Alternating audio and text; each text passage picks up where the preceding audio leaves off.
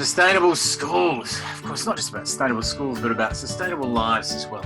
We have an enormous responsibility to do everything we can to manage our environment sustainably.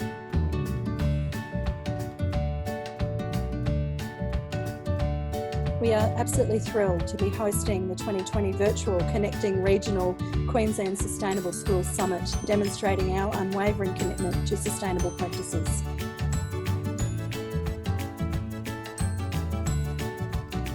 As the head of Council's Environmental Services team, Greg Bruce, says, though sustainability can start with a vision, it is the collective and collaborative way we operate that can create the real change.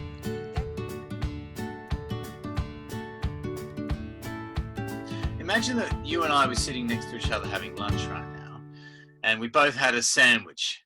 And I finished my sandwich and I was like, I'm still a little bit hungry. So I took half of your sandwich. That's kind of what's happening in the world right now. Do you think there'll be a tipping point for our government to start majorly focusing on climate change? And if so, what do you think that will be?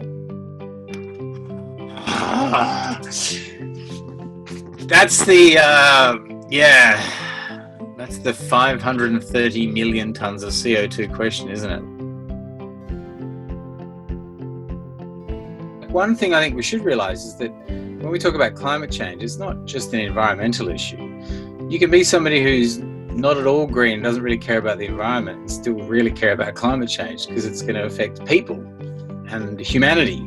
So it's not just an environmental issue. I think it's kind of, sometimes narrowed down to that, but it's much bigger than that. How old was the student that prepared this plan for biogas for Cairns? He's actually here today. He's been online today. So essentially, we set the parameters and say to them, let them go out, let them explore, let them see what other countries around the world are doing, because you don't have to reinvent the wheel. Times in your life will always be difficult, but the purpose of those obstacles is to make you stronger, so that in this crazy game called life, you can last longer.